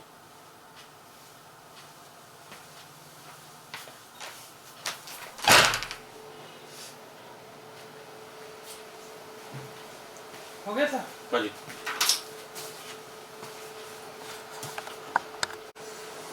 Hello, good evening to all of you. And जो लास्ट अपन कर रहे थे that was hydrolysis of the compounds. Hydrolysis में अपन ने जितना कर लिया था उसके आगे अब अपन मूव कर रहे हैं, और as you can see on the board it is hydrolysis of the next thing that is interhalogens. बेटा क्लास 11 के अंदर इंटरहैलोजेंस का पढ़ना शायद नहीं हुआ हो, क्योंकि उसमें होता नहीं कोर्स में क्लास 11 में। तो ये इंटरहैलोजन पहली बार पढ़ रहे हैं, इंपॉर्टेंट टॉपिक है, ढंग से सुन लीजिएगा। इंटरहैलोजेंस क्या है? इंटरहैलोजेंस एज अ नेम सजेस्ट, ठीक है ना, इनके नाम से पता चल रहा है इंटर यानी दो के बीच, ठीक है ना, इंटर यानी दो के बीच, और हैलोजन तो आप जानते ही हैं। अब दो के बीच हैलोजेंस कैसे? दो अलग अलग के बीच, जैसे इंटरनेशनल मैच, तो दो नेशंस के बीच में मैच को बोलते हैं इंटरनेशनल। तो दो अलग अलग हैलोजेंस के बीच में जो बॉन्ड होता है वो इंटरहैलोजन बॉन्ड है, और कंपाउंड इंटरहैलोजन कंपाउंड्स हैं। चार तरह के हो सकते हैं, क्योंकि हैलोजेंस की वैलेंसी चार प्रकार की हो सकती है, 1, 3, 5 या 7। तो इसलिए XX dash is the first, जैसे कि ये ClBr मान लो आप, इसका एग्जांपल है ना। XX-3 जैसे कि BrF3, XX-5 जैसे कि BrF5, और XX-7 जैसे कि IF7, ठीक है ना। तो ये चार तरह के इंटरहैलोजेंस हैं। आप देख सकते हैं बेटा, हर बार इंटरहैलोजन के अंदर मैं ये चाह रहा हूँ सराउंडिंग एटम छोटा हो, फ्लोरीन टाइप हो। जब फ्लोरीन सराउंडिंग एटम होता है तो स्टेरिक हिंड्रेंस कॉज नहीं करता। इस कारण से जो बेस्ट सराउंडिंग एटम है फ्लोरीन है। अब सोचो जरा, जब फ्लोरीन है या जो सराउंडिंग एटम अगर छोटा होगा तो उसकी इलेक्ट्रोनेगेटिविटी ज्यादा होगी, और जिसकी इलेक्ट्रोनेगेटिविटी ज्यादा होगी वो सेंटर एटम से इलेक्ट्रॉन अपनी तरफ पुल करेगा, इसलिए सेंटर एटम पॉजिटिव स्टेट में आ जाएगा। फॉर एग्जाम्पल अगर मैं यहाँ देखूंगा तो यहाँ पर जो X है वो +1 स्टेट में है, यहाँ पर X+3 स्टेट में है, यहाँ पर X+5 स्टेट में है, और यहाँ पर X+7 स्टेट में है। 1, 3, 5 एंड 7। मैंने वो कहा था हाइड्रोलाइसिस के दौरान जो ऑक्सीडेशन स्टेट है वो मेंटेन रहती है, चेंज नहीं होती है। तो कुल मिला के यार आपको ये करना है कि पहले वाला का ट्रिक बता रहा हूँ। ये जो X+1 है, X जो है वो +1 है, और X डैश क्या हो गया बेटा? ये -1 हो गया। तो अगर ये X डैश -1 है और ये X+1 है, पानी के साथ रिएक्शन हो रही है, तो पानी को आप यूं तोड़ो H+ और OH-, H+ चिपका दो इसके साथ, OH- चिपका दो उसके साथ, और बना दो XOH, ये मैंने HOX बना दिया। अगर आप बोलोगे सब बाई प्रोडक्ट क्या होगा, तो बाई प्रोडक्ट X डैश और H होगा HX डैश, तो यहाँ बाई प्रोडक्ट होगा HX डैश पहले वाले में। दूसरे वाले में देखो बेटा, X+3 है, X+3 है, और साथ में है X-3। अब बताओ X डैश है ना 3 है, तो ये चार्ज +3 को बैलेंस कैसे करेंगे? जब X डैश पे चार्ज किया -1, तो -1 वाले 3 है, -1 पानी के कौन से भाग के साथ रिएक्ट करेगा? तो H+ के साथ करेगा, तो H+ और X डैश बना लेंगे HX डैश। बस फर्क इतना सा होगा, ये 3HX डैश बनेगा, तो यहाँ पे बनेगा 3HX डैश, अगले में बनेगा 5HX डैश, और लास्ट में बनेगा 7HX डैश। ये प्लस ये बाई प्रोडक्ट हो गए। हालांकि बाई प्रोडक्ट भी पूछेगा नहीं, और ये रिएक्शंस भी मेरे को नहीं लगता कि रिएक्शन पे सवाल बनेगा, लेकिन बस एक लाइन एनसीईआरटी में लिखी हुई है, इसलिए मैं चाहता हूं कि आपको ये पता चले कि जब इंटरहैलोजेंस को हाइब्रिडाइज करते हैं तो क्या प्रोडक्ट बनता है और कैसे उसको याद करें। बस पहले को याद कर लो, HOX X+ पानी का OH लेके XOH बना लेगा। अगले वाले के लिए मेरे पास एक ट्रिक है, और बड़ी सिंपल सी ट्रिक है। अगले वाले में एक O जोड़ देना, यहाँ से यहाँ पर आओगे, इसमें कितने O है बेटा? एक, इसमें 2 O है, HX इसमें भी, HX इसमें भी है, यहाँ भी HX से O3 है, यहाँ भी HX से O4 है। इतनी सिंपल ट्रिक। फिर भी कभी दिक्कत होती है, ये ध्यान रखना कि सर ने कहा था ऑक्सीडेशन स्टेट मेंटेन रहनी चाहिए। तो देखो बेटा, यहाँ पर अगर आप यहीं पर ही अगर ट्राई करोगे X की स्टेट निकालना, तो मैं 100% जानता हूँ X की स्टेट आप +1 निकाल लोगे। यहाँ X निकालोगे तो +3 आएगा, यहाँ X निकालोगे तो +5 आएगा, और यहाँ X निकालोगे तो +7 आएगा। आई एम 100% श्योर कि आप जब ऑक्सीडेशन स्टेट निकालोगे तो इतनी आएंगी, वो मैच कर रही होंगी। ये देखो 7, 7, 5, 5, 3 से 3, 1 से 1। अगर आप बोलोगे सर इनके नाम क्या है, तो बेटा ये नाम आपको आने चाहिए। जब यहाँ मैंने Cl था, जब HOCl मैंने करवाया था, तो मैंने इसका नाम बताया था हाइपोक्लोरस। एनसीईआरटी में इसको लिखा हुआ हाइपोहेलस, क्योंकि ये X है, X तो कोई भी हेलोजन हो सकता है ना बेटा, तो ये हाइपोहेलस एसिड है। तो ये हाइपोहेलस है, ये हेलस है, ये हेलिक है, और ये परहेलिक है। है ना। तो इसको रिपीट करना, जैसे ही मैं बोल रहा हूँ वैसे ही वैसे आप रिपीट करना। हाइपोहेलस, हेलस, हेलिक, परहिलिक। पहले दो अस्त, बाकी दो एक। पहले दो में पहले वाला हाइपो और बाकी जो लास्ट टू है उनमें आखिरी वाला पर वाला है कंपाउंड, क्योंकि ये पर कंपाउंड है। पर क्लोरिक। अगर यहाँ पर X बराबर Cl हो तो पहला वाला बन जाएगा HOCl हाइपोक्लोरस, दूसरा वाला बन जाएगा HClO2 क्लोरस, तीसरा HClO3 क्लोरिक और चौथा बन जाएगा HClO4 पर क्लोरिक एसिड। अगर आप बोलेंगे कि सर इसमें क्वेश्चन कैसे आ सकते हैं, तो दिस इज लीस्ट चांस की हाइड्रोलाइसिस पे सवाल पूछे आपसे, ठीक है ना। आपसे सवाल जो पूछेंगे वो या तो ये पूछेंगे कि इनके स्ट्रक्चर्स क्या क्या हैं, तो इनका स्ट्रक्चर जो VSEPR हाइब्रिडेशन वगैरह में जो हमने देखा है वो स्ट्रक्चर वो निकालो आप आराम से। दूसरा जो क्वेश्चन मुझे लगता है इंपॉर्टेंट वो है कि प्रॉपर्टी पर बेस्ड। प्रॉपर्टी पर बेस्ड क्वेश्चन को समझने के लिए मैं बताना चाहूंगा आपको, ये ऐसे आपके पास ये x और ये x डैश है और ये है XX, तो आप खुद सोचो बेटा ये x डैश है, तो मान लो ये x डैश सराउंडिंग होने के कारण ज्यादा इलेक्ट्रोनेगेटिव है, माइनस चार्ज है, ये प्लस चार्ज है, लेकिन यहाँ पर कोई भी पोलरिटी नहीं है। सॉरी, हाँ चलो, यहाँ पर कोई भी पोलरिटी नहीं है, x प्लस डेल्टा प्लस है या डेल्टा माइनस है, ठीक है ना। यहाँ पर कोई पोलरिटी नहीं है बिकॉज ये दोनों हेलोजन सेम है। तो ये तो है बेटा halogens, these are halogens and these are interhalogens. Halogens और इंटर हेलोजन्स को देखकर क्या लग रहा है, कौन पोलर है, तो इंटर हेलोजन्स पोलर है। और पोलर की रिएक्टिविटी ज्यादा होती है because they have more tendency to attract and being attracted by the other systems. वो तो खुद भी अट्रैक्ट होंगे, दूसरे को भी अट्रैक्ट करेंगे अपनी तरफ। तो इसका मतलब ये हो गया कि जनरल रिएक्टिविटी इसकी से ज्यादा है। इसलिए एनसीईआरटी में ऐसा कुछ लिखा हुआ है कि इंटर हेलोजन्स प्रॉपर्ली दिखाई नहीं दे रहा हो तो कोई बात नहीं, मैं बोल रहा हूँ इंटर हेलोजन्स लिखा है मैंने यहाँ पर। तो इंटर हेलोजन्स के लिखा हुआ है are more reactive than halogens, यानी इंटर हेलोजन्स है XX डैश और हेलोजन्स है XX और ज्यादा रिएक्टिव है ये, with the exception of fluorine. ये ध्यान रखना यार, जो मैंने लिखा है वो है with the exception of fluorine. Fluorine exception है, इसका मतलब फ्लोरीन बहुत ज्यादा रिएक्टिव है। आपने क्लास 11 में भी कहीं ना कहीं पढ़ा होगा कि फ्लोरीन की रिएक्टिविटी ट्रिमेंडसली हाई होती है। फ्लोरीन इकलौता हेलोजन होता है चारों में से जो पानी को भी ऑक्सीडाइज कर देता है, ठीक है ना। ध्यान रखना, पानी को ऑक्सीडाइज करना ये हेलोजन्स की बस की बात नहीं है, लेकिन फ्लोरीन थोड़ा अलग ही होता है। इस कारण से फ्लोरीन को कहा गया है सुपर हेलोजन। फ्लोरीन एक ऐसा कंपाउंड है जो कि है ना लैब में हम अवॉइड करते हैं, उसको as an oxidising agent use नहीं करते हैं, क्योंकि हम जानते हैं कि ऑक्सीडाइजिंग एजेंट वो होता है जो कम से कम मीडियम को तो बरकरार रखे, मीडियम को तो ऑक्सीडाइज ना करे। तो वो तो मीडियम को ही, पानी को ही ऑक्सीडाइज कर देता है, इसलिए फ्लोरीन को है ना हम अवॉइड करते हैं। लेकिन बात यह है कि अगर पूछा जाए कि बहुत अच्छा ऑक्सीडाइजिंग एजेंट कौन है, सबसे अच्छा तो बेटा फ्लोरीन है। तो बात यह है कि फ्लोरीन अगर इतना जबरदस्त रिएक्टिव है तो उसको रिएक्टिविटी ऑर्डर में कहाँ रखें, तो आंसर है सबसे आगे। एनसीईआरटी में जब लिखा हुआ है कि रिएक्टिविटी के मामले में है ना हेलोजन और इंटर हेलोजन में इंटर हेलोजन ज्यादा आगे है, लेकिन फ्लोरीन एक्सेप्शन है, फ्लोरीन तो सबसे आगे है। इस बात को मैं फिक्स करके याद करवाता हूँ, फिक्स FIX। आप भी इस प्रकार से घर पे बैठे बैठे फिक्स बोलते रहो, याद हो जाता रहेगा। फिक्स में F क्या है, फ्लोरीन, I है इंटर हेलोजन और X है हेलोजन। X मतलब नॉर्मल X, नॉर्मल हेलोजन। तो फिक्स में F, I और X किसका ऑर्डर हो गया बेटा, रिएक्टिविटी का ऑर्डर हो गया। कुछ लोग कंफ्यूज रहते हैं, सोचते हैं अच्छा सर ने तो ये ऑर्डर बता दिया, अब एग्जाम में रिएक्टिविटी आ जाए, मेल्टिंग बॉइलिंग पॉइंट आ जाए, फिक्स कर देंगे। तो ध्यान रखना बेटा, ये फिक्स कहीं हर जगह नहीं लगाना है। फिक्स कहाँ लगाओगे, हेलोजन्स और इंटर हेलोजन्स की रिएक्टिविटी में कंपैरिजन को फिक्स से याद करते हैं। अगर आप बोलते हो sir boiling point melting point का क्या होगा, तो बेटा बॉइलिंग पॉइंट मेल्टिंग पॉइंट तो है अट्रैक्शन के कारण होने वाले प्रॉपर्टीज। अट्रैक्शन अगर ज्यादा है तो मेल्टिंग बॉइलिंग पॉइंट ज्यादा होगा। और अट्रैक्शन डिपेंड करता है मास पर, मॉलिक्यूलर मास पर। जिसका मॉलिक्यूलर मास और सरफेस एरिया ज्यादा होता है उनमें अट्रैक्शन ज्यादा देखा गया है।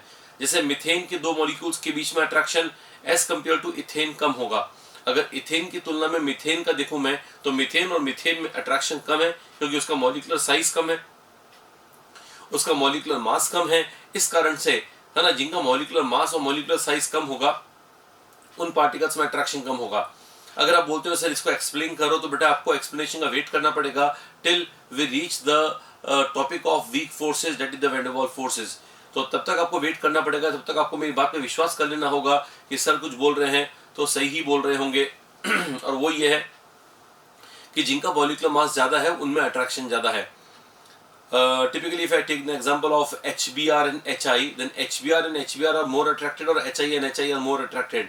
तो ये उन लोगों को इजीली आ जाएगा जिनको मालूम है कि Br और I में I का मास ज्यादा होता है, तो HI और HI का मॉलिक्यूलर साइज भी बड़ा है, मॉलिक्यूलर मास भी ज्यादा है, तो उनमें अट्रैक्शन ज्यादा होगा। इसलिए HI का boiling and melting point HBr से ज्यादा होता है। अगर आप बोलोगे सर इसका यहाँ पे का कनेक्शन, यहाँ पे क्या लेने देना, तो यहाँ पे लेने देना है बेटा, और यहाँ पे लेने देना ये है कि जिनका मॉलिक्यूलर मास ज्यादा होगा उनका क्या बोलते हैं मेल्टिंग एंड बॉइलिंग पॉइंट ज्यादा आएगा। लेकिन एक समस्या है, वो समस्या है इंटर हैलोजेंस की पोलरिटी बहुत हाई होती है। अगर इंटर हैलोजेंस की पोलरिटी हाई है तो मान लो ये एक इंटर हैलोजन है, ये इंटर हैलोजन है और दूसरा इंटर हैलोजन ये है, तो यहाँ पर डेल्टा प्लस और डेल्टा माइनस, यहाँ डेल्टा प्लस और डेल्टा माइनस होगा, तो बताओ इन डाइपोल्स के बीच में अट्रैक्शन तो ज्यादा होगा ना बेटा। ये भी इंटर हैलोजन है और ये भी इंटर हैलोजन है। अगर मैं यहाँ पे हेलोजन लेता हूँ, हेलोजन लेता हूँ, तो हेलोजेंस के ऊपर तो कोई चार्ज ही नहीं होता है, हेलोजेंस पे कोई चार्ज नहीं है तो इनमें अट्रैक्शन भी बहुत कम होगा। तो बताओ अट्रैक्शन ज्यादा कहाँ पर है, तो आंसर है इंटर हेलोजेंस में अट्रैक्शन ज्यादा है। इसका मतलब मेल्टिंग एंड बॉइलिंग पॉइंट ज्यादा आएगा या कम आएगा, तो आंसर है ज्यादा आएगा। शायद सेकंड स्लाइड में आपको मिल जाएगा, इसमें लिख दिया यहाँ पर interhalogens have higher melting and boiling point. थोड़ा बड़ा कर लेते हैं अगर समस्या हो रही हो तो। चलो, तो आई होप कि आपको दिख रहा होगा, interhalogens have higher melting and boiling point than the normal halogens, है ना। इसमें कोई एक्सेप्शन नहीं है। जैसे मैंने फिक्स वाला दिया था उसको यहाँ मिक्स मत कर देना, फिक्स को मिक्स करोगे तो आंसर में गड़बड़ी आ सकती है, इसलिए ध्यान रखना फिक्स वहां पर रिएक्टिविटी ऑर्डर है और ये वाला ऑर्डर अलग है। फिर एक मैंने लिखा है ClF3 और BrF3 can be used to concentrate uranium. अब होता क्या है बेटा, जैसे एनसीईआरटी का जो टिपिकल मेथड है वो ये है कि ऐसे उन्होंने इंटर हेलोजेंस पढ़ाने थे, पढ़ा दिए।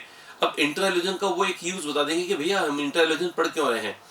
तो बेसिकली इंटर हेलोजन का क्वेश्चन जो मेरे को नीट के हिसाब से इंपॉर्टेंट लगता है वो एक तो स्ट्रक्चर का लगता है, मेल्टिंग पॉइंट और रिएक्टिविटी का। मुझको नहीं लगता कि इसके अलावा कुछ पूछना चाहिए, लेकिन फिर भी वो टिपिकली एनसीईआरटी के डिब्बे में जो बना के दे देते हैं कि हाँ ये इंटेक्स क्वेश्चन और कुछ इंपॉर्टेंट चीजें उस पे क्वेश्चन कभी कभार बन जाते हैं। इसलिए मैं बता देता हूँ कि अगर चौथी चीज कोई पूछी गई इंटर हेलोजन में तो ये बोलेंगे ClF3 या BrF3 का यूज क्या है। वैसे तो ClF3 बहुत ही ज्यादा रिएक्टिव केमिकल है ना, जबरदस्त रिएक्टिव केमिकल है। और रिएक्टिविटी सीरीज में देखो ये जो 6 इंटर हेलोजन है उनमें सबसे आगे ClF3 है रिएक्टिविटी के मामले में, जबरदस्त रिएक्टिव है। मैंने एक किताब में पढ़ा था, ठीक है ना, I don't remember, mostly should be JD Lee, जिसके अंदर ये लिखा हुआ है कि एस्बेस्टस में आग लगा सकता है ClF3, है ना। It can set the chemicals like asbestos to fire. If you are not acquainted what is asbestos, asbestos itself is a silicate that is used in the firefighting blankets. Firefighting blankets में हम जिस material को use करते हैं जो आग बुझाने में काम आता है वो एस्बेस्टस की शीट होती हैं। और ये देखो केमिकल कितना जबरदस्त है, ये उसमें आग लगा देता है। जो दुनिया भर की आग बुझाता है ये उसमें आग लगाता है। इसका मतलब कुछ तो आदर करना बनता है इसका ClF3 का। It's a very very dangerous chemical. ClF3 का रिएक्टिविटी ऑर्डर में सबसे आगे आ रहा है इसका रिएक्टिविटी। आप देखोगे बेटा इसके रिएक्टिविटी ऑर्डर को भी याद करने का एक तरीका है। ये रिएक्टिविटी पूरा प्रैक्टिकली टेस्टेड है, ये मैंने अपने घर पे नहीं निकाला है ना, कि देखो ये ऐसा ऐसा होता है। मैं घर पे कैसे ले जाऊंगा ClF3 को, ले भी जाऊंगा तो बचूंगा कैसे, ये सिंपल सी बात है। तो आपको मालूम होना चाहिए ClF3 का जो रिएक्टिविटी ऑर्डर है वो अपने को याद करना है, एक तरीके से याद करना, और तरीका है CBI 357 135। देखो मैंने लिखा है CBI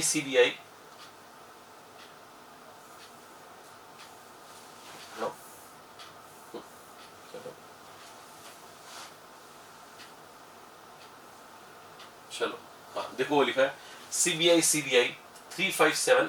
ये ऑड नंबर्स हैं, 3 से स्टार्ट करते हुए ऑड नंबर बोलो 357, फिर स्टेप डाउन करो, पहले 3 से बोले थे 1 से बोलो 135।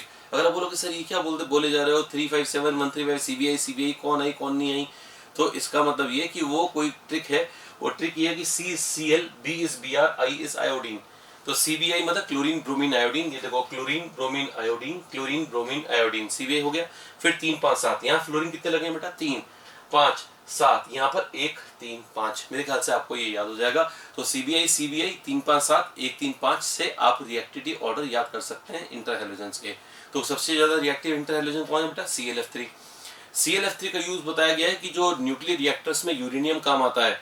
तो एक बार यूरेनियम जब यूज्ड अप हो गया, है ना, जब यूज्ड अप हो गया यूरेनियम, तो जैसे अपन कोयले को यूज करते हैं फ्यूल की तरह, जब कोयला पूरा काम में आ गया तो कुछ कोयला अनबर्न रह जाता है। मतलब वैसे तो कोयले की गैस बन के CO2 बन के उड़ जाती है, लेकिन जो अनबर्न रह जाता है वो पीछे रह जाता है, रेजिड्यू के साथ ही मिक्स हो जाता है। अब उसमें से अगर अपने को कोयला निकालना हो यानी कार्बन निकालना हो, बड़ा मुश्किल काम है। वो इतना सस्ता होता है या इतना पेचीदा काम होता है कि हम उसको लाइक नहीं करते कि हम उसमें से कार्बन वापस निकालें, हम फेंक ही देते हैं। लेकिन यूरेनियम को हम नहीं फेंक सकते। तो यूरेनियम को उसके स्पेंट फ्यूल में से, स्पेंट फ्यूल में से यूरेनियम को निकालने के लिए हम ClF3 केमिकल को यूज करते हैं। आप यूं समझो कि आपके पास यूरेनियम है और साथ में कचरा भी है और दोनों ही सॉलिड स्टेट में है, यूरेनियम कचरा बोथ सॉलिड। मैंने डाला ClF3। ClF3 रिएक्टिव केमिकल या non reactive? Answer is highly reactive. वो किसके साथ रिएक्ट कर लेगा? यूरेनियम के साथ, कचरे के साथ नहीं करेगा। यूरेनियम के साथ रिएक्शन करके वो बना देगा UF6 जो कि गैसियस कंपाउंड है, यूरेनियम को उड़ा देगा। जब यूरेनियम उड़ के गैस बनेगा हम गैस को इकट्ठा कर लेंगे, ये यूरेनियम इकट्ठा हो गया। हाँ मैं जानता हूँ यूरेनियम गैसियस कंपाउंड के फॉर्म में इकट्ठा हुआ है तो कोई बात नहीं, हमारे यूरेनियम एलिमेंट से मतलब है, हम उसका मेटल तो वापस बना लेंगे या जिस फॉर्म में भी हमको लाना है हम ले आएंगे। हमारे यूरेनियम से मतलब था कि यूरेनियम वेस्ट नहीं जाना चाहिए था। तो इसका मतलब स्पेंट न्यूक्लियर फ्यूल में से यूरेनियम को रिकवर करने के लिए हम ClF3 काम में ले सकते हैं एज एन ऑल्टरनेटिव कंपाउंड। अगर हमारे पास ClF3 नहीं है, कमी है, तो हम BrF3 भी काम में ले सकते हैं। सजेस्टेड इन NCERT है ना, NCERT में सजेस्ट कर रखा है कि ClF3 की तरह ही BrF3 भी होता है, आप उसको भी यूज कर सकते हैं।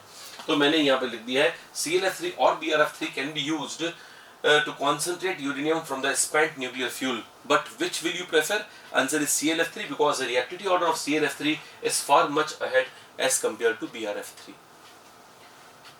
Fine, this is the reaction. This is solid. है ना? See the look carefully at the state. So uranium is solid. Here uranium hexafluoride is gaseous. तो सॉलिड से सॉलिड के साथ में ये कैसा यूरेनियम था? इट वाज प्योर और इम्प्योर?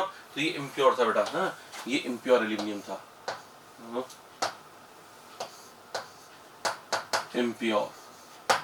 इसके साथ इम्प्योरिटी थी, इम्प्योरिटी के साथ ClF3 ने रिएक्शन नहीं किया।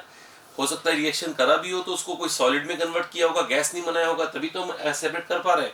अगर वो कचड़े के साथ रिएक्शन करके उसको भी गैस में कन्वर्ट करता तो प्रोबेबली ये रिएक्शन हम आपको ऐसे नहीं दी जाती, because it would not have been practically possible. चलो तो ट्रिक आपको समझ आ गई होगी और उसके बाद में अपन आगे बढ़ते हैं। 7th point and 7th point is xenon fluorides. Xenon fluoride बेटा 3 तरह के होते हैं, XeF2, चलो XeF2, XeF4, XeF6। बताओ XeF2 में जिनन की स्टेट है +2, यहाँ पर है +4 और यहाँ पर है +6। तो जिनन के इन कंपाउंड्स में जिनन की ऑक्सीडेशन स्टेट +2 आ रही है, +4 आ रही है, +6 आ रही है। मैंने कहा था आपको कि ये कंपाउंड हाइड्रोलाइसिस जब करेंगे, जब पानी के साथ रिएक्शन करेंगे, तो कोई भी कंपाउंड पानी के साथ रिएक्शन करेगा तो उसकी ऑक्सीडेशन स्टेट मेंटेन रहती है, ये मैंने कहा था, बिकॉज पानी ऑक्सीडाइजिंग या रिड्यूसिंग एजेंट नहीं है। Now here there is some problem, because यहाँ पर वो रूल यहाँ पर नहीं चलेगा। क्यों नहीं चलेगा वो सुनिएगा, because xenon never likes to form compound. Xenon कभी कंपाउंड बनाने है ना को उसको लगता ही नहीं कि ज़्यादा उसके लिए अच्छा है, क्योंकि जिस साइंटिस्ट ने पहली बार बताया, बहुत सम्मान किया गया उस साइंटिस्ट का, इसने पहली बार ये बताया कि जिनन कंपाउंड बना सकता है।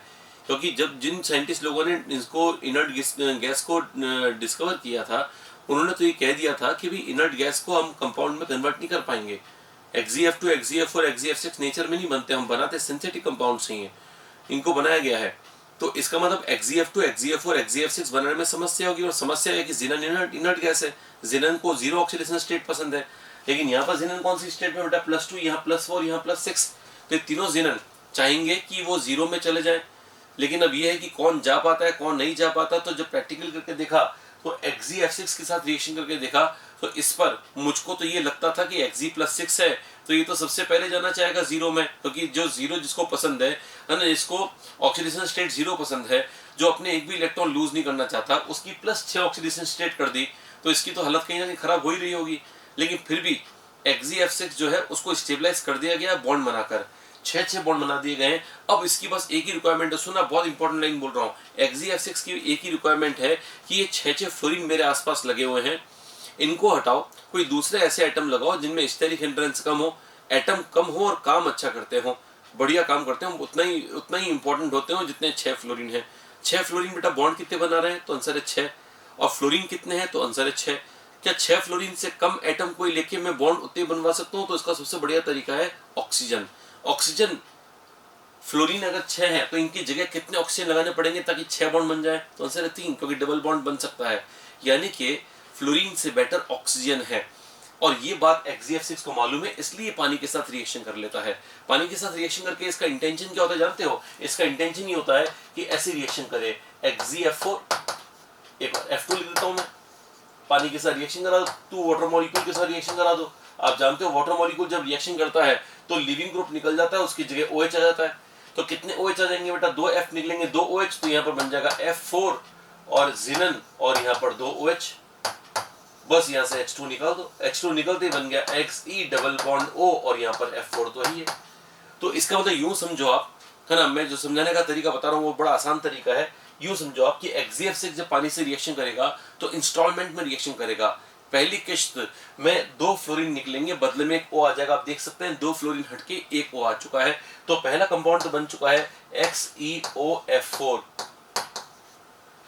दूसरा कंपाउंड बनेगा, अब सोचो बेटा दूसरी किश्त में क्या होगा, ऐसे ऐसे 2 फ्लोरीन और निकलेंगे, एक ऑक्सीजन आ जाएगा, उसकी जगह पर क्या बन जाएगा XeO2F2।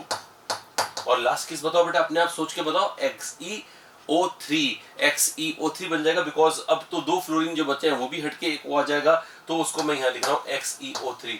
अगर आप बोलो कि सर बाकियों को यहाँ क्यों लिखा बेटा, क्योंकि ये दोनों जो हैं ये कौन से कंपाउंड है, ये PHP है। PHP का फुल फॉर्म है पार्शियल हाइड्रोलाइसिस प्रोडक्ट, ये दोनों पार्शियल हाइड्रोलाइसिस से बने हैं, जबकि ये है CHP का फुल फॉर्म है कंप्लीट हाइड्रोलाइसिस प्रोडक्ट। तो XeF6 का हाइड्रोलाइसिस होने पर ये बना, बताओ यहाँ पे जिनन के ऑक्सीडेशन स्टेट निकालोगे तो 6 आएगी, यहाँ पे निकालोगे तो 6 आएगी, और यहाँ पर भी 6 आएगी। इसका मतलब ऑक्सीडेशन स्टेट मेंटेन्ड है। ऑक्सीडेशन स्टेट मेंटेन्ड है, ये तो होना ही था, लेकिन आपको समस्या ये आएगी कि इन दोनों में ये रूल फॉलो नहीं होगा, फेल हो जाएगा। तो आपको ये ध्यान रखना है XeF6 में पानी के साथ रिएक्शन करने पे किसी प्रकार का रिडॉक्स चेंज नहीं होता और ऑक्सीडेशन स्टेट मेंटेन रहती है। और कंपाउंड 2 तो बनते हैं पार्शियल हाइड्रोलाइसिस प्रोडक्ट, एक बनता है कंप्लीट हाइड्रोलाइसिस प्रोडक्ट। अब आपकी समस्या अगर ये है कि सर ये तो चलो हमें समझ में आ गया, XeF और XeF2 का बताओ, तो ये बहुत इंटरेस्टिंग है। XeF2 का पहले देखते हैं अपन। बताओ XeF2 में जिनन के पास कितने फ्लोरीन है, तो आंसर है 2। तो इसका मतलब ये कि अगर ये जीरो ऑक्सीडेशन स्टेट में जाना चाहता है, इसका सपना ये है कि मेरे को जीरो बनाना है, जीरो ऑक्सीडेशन स्टेट में आना है, ठीक है ना। ये एग्जाम वाला जीरो नहीं है, ये ऑक्सीडेशन स्टेट जीरो है। इसको ऐसा नहीं कि सर ने बोला कि जिनन का सपना ये कि मेरे को जीरो लाना है, अरे वो किसी का सपना नहीं होता कि जीरो लाना है। तो जिनन को ऑक्सीडेशन स्टेट लाने का सपना है कि मेरे को जीरो, क्योंकि जीरो का मतलब है स्वतंत्र, ठीक है ना। स्वतंत्र मीन्स इंडिपेंडेंट, फ्रीडम। तो आप जानते हैं कि फ्रीडम हर किसी को पसंद है, इनर्ट गैस तो जाने ही जाते हैं फ्रीडम के लिए। तो इसका मतलब ये कि XeF2 को ये अच्छे से मालूम है कि 2 फ्लोरीन को उड़ाते ही, है ना, वो उसको फ्रीडम मिल जाएगा और इसकी वो भरपूर कोशिश करेगा। उसका क्या मैकेनिज्म है वो समझने की कोशिश करना। जिनन यहाँ पे +2 ऑक्सीडेशन स्टेट में है और जाना कहाँ चाहता है, जीरो में। जीरो में जाने के लिए इलेक्ट्रॉन खाएगा या छोड़ेगा, तो आंसर है खाएगा। खाएगा तो किससे खाएगा बेटा, H की स्टेट है +1 और O की स्टेट है -2। बताओ किससे इलेक्ट्रॉन की उम्मीद करेगा, H से। तो H से कैसे उम्मीद करेगा बेटा, H के पास खुद के पास ही कोई इलेक्ट्रॉन नहीं, जीरो इलेक्ट्रॉन, क्योंकि H की स्टेट +1 में zero tendency to give electron. तो जब जिनन को ये अच्छे से मालूम है कि H+ तो खुद के पास ही इलेक्ट्रॉन नहीं है, तो ऐसा वो बेकार काम क्यों करेगा कि हाइड्रोजन को बोलेगा कि तू मुझको अपना इलेक्ट्रॉन दे दे, ठीक है ना। भला कौन ऐसा होता है जो कि भिखारियों से भीख मांगता है ना, वो ऐसा काम नहीं करेगा। तो इसका ना जिनन ऑक्सीजन से इलेक्ट्रॉन मांगेगा, क्योंकि वो समझदारी से ये देखेगा कि ऑक्सीजन के पास -2 चार्ज दिख रहा है, वो उससे इलेक्ट्रॉन मांगेगा। तो आपका सवाल है कितने इलेक्ट्रॉन मांगेगा, तो इसको कितने चाहिए बेटा, 2। अगर 2 इलेक्ट्रॉन यहाँ से यहाँ पे चले गए तो इसकी स्टेट हो जाएगी जीरो, क्योंकि -2 में से 2 जाने पर जीरो बनता है और जीरो O की स्टेट जीरो होगी, मतलब O2 गैस बनेगी। ये तरीका है समझने का। वापस समझना, यहाँ पर इसकी स्टेट +2 है, +2 को 2 इलेक्ट्रॉन चाहिए, वो ऑक्सीजन से आएंगे। ऑक्सीजन जब 2 इलेक्ट्रॉन दे देगा तो उसकी स्टेट जीरो हो जाएगी, जीरो में बनेगा O2 और यह बनेगा जिनन। तो एक तो बन गया जिनन और एक बन गया O2।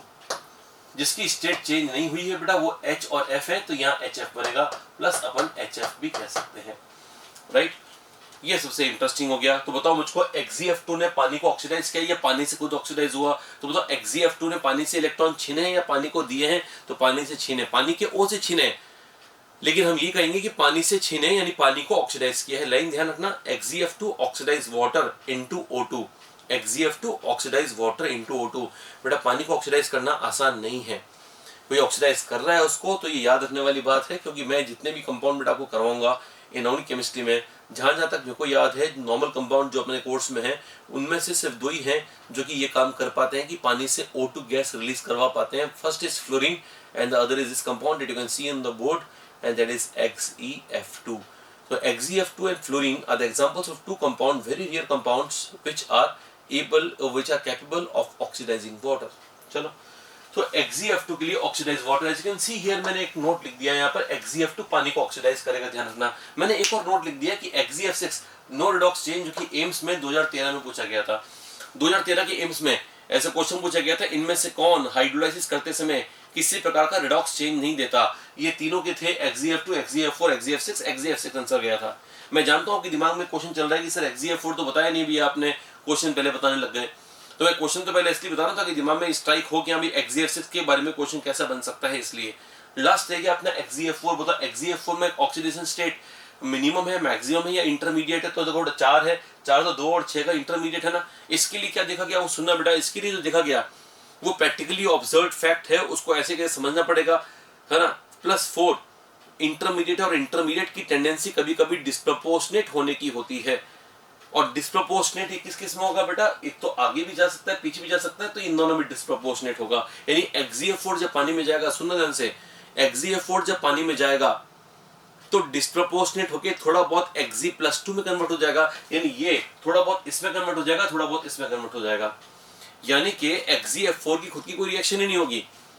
Xgf4 एग्जाम में बैठे हुए उस विद्यार्थी की तरह होता है, होनहार या नॉन होनहार वो तो आप डिसाइड करना, लेकिन वो उस व्यक्ति की तरह या उस विद्यार्थी की तरह होता है जो घर से कुछ भी पढ़ के नहीं आए होते, वो अपने आगे और पीछे के भरोसे आ जाते हैं। ये देखो, ये भी अपने पीछे और आगे वाले के भरोसे आ गया है, यानी ये अपना कोई रिएक्शन नहीं देखेगा, ये बस यहाँ की देख देख के लिख देगा। तो आपको भी इसी को समझना है, ठीक है ना। और आपको ये बात जल्दी समझ में आ गई होगी, है ना, क्योंकि मैं ये नहीं बोल रहा हूँ कि प्रैक्टिकली आपने करा होगा, लेकिन कहीं ना कहीं जहाँ भी अपने को मौका मिलता है तो मैं जानता हूँ कि, है ना, हाथ धोने से कोई नहीं चूकता है। एनीवेज कोई बात नहीं, बस मैं समझाने के लिए बोल रहा हूँ कि Xgf4 I am not encouraging you to do the same thing, है ना, कि सर केमिकल्स भी ऐसा करते हैं हम क्यों चूकें, ऐसा नहीं होना चाहिए। तो Xgf4 जो है वो थोड़ा Xgf2 और थोड़ा Xgf6 की रिएक्शन देगा। मतलब आपको कुछ नहीं करना है। Xgf2 अगर आपको याद है, जो याद है वो सारी यहाँ लिख दो। यहाँ से ऐसे कैसे कॉपी पेस्ट, यहाँ पर जिनन ऐसे कैसे, यहाँ पर O2 ऐसे कैसे, यहाँ पर HF ऐसे कैसे, यहाँ पर। अगर आप बोलते सर ये तो कॉपी कर दिया, ये भी यहाँ पे कॉपी कर दो, XgO3 प्लस XgO3। यानी कि एग्जाम में क्वेश्चन आ गया कि Xgf4 पानी के साथ रिएक्शन करेगा तो इसके हाइड्रोलाइसिस प्रोडक्ट क्या बनेंगे? तो XgO3 O2 HF चारों बनेंगे। इसमें क्या बनेगा वो बता दिया मैंने, पार्शियल वाला बता दिया। फास्ट रिवीजन अगर अपने को करना है तो Xgf2, Xgf4 and Xgf6 are 3 fluorides of xenon. इन तीनों में जो पानी के साथ रिएक्शन करके किसी प्रकार का रिडॉक्स चेंज नहीं देता वो है Xgf6, जो पानी के साथ रिएक्शन करने का कारण सिर्फ इतना होता है कि वो फ्लोरीन हटा के ऑक्सीजन लाना चाहता है। तीन किस्तों में रिएक्शन होती है। पहली किस्त में 2 फ्लोरीन गई, एक और आया, अगले में 2 और फ्लोरीन गई, एक और आया, अगले में 2 और फ्लोरीन गई, एक और आया, XgO3 बन गया मेन प्रोडक्ट। फिर अपन आते हैं Xgf2 पर, वो पानी को ऑक्सीडाइज करता है और पानी से O2 निकाल देता है। पानी से O2 निकाल देगा, ठीक है ना, और पानी का जो H होगा वो उसके साथ F कंबाइन कर लेगा, HF बना लेगा और जिनन अकेले गैस रिलीज हो जाएगी। इधर से जो बीच वाला है क्या बोलते हैं Xgf4, वो जो बीच वाला कंपाउंड है उसके लिए मैंने कहा था वो अपने आगे और पीछे वालों की नकल करता है, उसकी खुद की कोई रिएक्शन नहीं है। इसको बोलते हैं डिस्प्रपोर्शनेट्स इन वाटर। तो जो कीवर्ड्स हैं वो याद रखो। Xgf2 के लिए कीवर्ड है ऑक्सीडाइज वाटर, Xgf4 के लिए कीवर्ड है डिस्प्रपोर्शनेट्स इन वाटर, और Xgf6 के लिए कीवर्ड है नो रिडॉक्स चेंज। ये एम्स 2013 में पूछा गया क्वेश्चन। चलो आज के लिए आखिरी बात, और वो है कार्बाइड्स के बारे में थोड़ी बहुत स्टडीज। कार्बाइड्स के बारे में क्या स्टडीज कहती हैं वो देखो बेटा। कार्बाइड्स का हाइड्रोलाइसिस अपने को देखना है। कार्बाइड क्या क्या होता है पहले तो अपन देखते हैं। सल्फाइड क्या होता है? सल्फाइड S-2 है। फॉस्फाइड क्या है? P-3 है। नाइट्राइड क्या है? N-3 है। ऑक्साइड क्या है? O-2 है। फ्लोराइड क्या है? F-1 है। एजाइड क्या है? N3- है। ये सारे के सारे आयंस में आइड सफिक्स लगता है, आइड। तो कार्बाइड क्या हुआ? कार्बन, और कार्बन के पास होते हैं 4 इलेक्ट्रॉन, -4 होंगे तो इसका ऑक्टेट पूरा हो जाएगा, तो कार्बाइड है। लेकिन कार्बन के कार्बाइड्स कैटनेशन, है ना, और carbon double bond triple bond वगैरह बना सकता है, उस कारण से कार्बाइड और भी कई सारे तरह के हो सकते हैं। तो कार्बाइड की ये प्रॉपर्टी है कि because of the property of catenation it can assume number of types. वो कई सारे टाइप्स के हो सकते हैं। टिपिकली जो हमारे कोर्स से संबंधित कार्बाइड्स हैं वो ये हैं। एक तो एक कार्बन का कार्बाइड जिसको बोलते हैं मिथेनाइड, मिथेनाइड क्यों बोलते हैं बताऊंगा अभी। एक मिथेनाइड है, एक कार्बन का कार्बाइड है, ये 2 कार्बन का कार्बाइड कहलाता है इथाइनाइड। इथाइनाइड, इथीन नहीं बोला मैंने, इथाइनाइड। और ये 3 कार्बन का कार्बाइड कहलाता है प्रोपाइनाइड। तो इसका मतलब ये हो गया कि आपको ये याद करना है कि कार्बाइड जो मेन टाइप सर ने बताए हैं वो एक तो एक कार्बन का है C-4, it is called methanide, it's called carbide. अगला भी कार्बाइड है, ये भी कार्बाइड, कार्बाइड सभी हैं, लेकिन कार्बाइड जब सभी हैं तो इनके नाम तो अलग अलग देने पड़ेंगे। तो ये एक कार्बन का इसलिए इसको मिथेनाइड कहा गया। ये C2-2, C2-2 का स्ट्रक्चर ये है, C triple bond C -N-, ताकि इसकी वैलेंसी पूरी हो जाए, इसलिए मैंने ट्रिपल बॉन्ड बनाया है। ये इथाइन से बना हुआ आयन है, इसलिए इसका नाम इथाइनाइड दे दिया गया है। और अगर मैं C3-4 की बात करूं तो ये है प्रोपाइनाइड। और प्रोपाइनाइड इसको बोल रहे हैं, इसका अंदर प्रोपाइन से बना है, propyne C triple bond C। अगर मैं सारी H लगा दूं, यहाँ पर 3 H लगा दूं और यहाँ पर भी एक H लगा दूं तो ये प्रोपाइन बनेगा। और अब ये माइनस है और ये -3 है, अब ये बन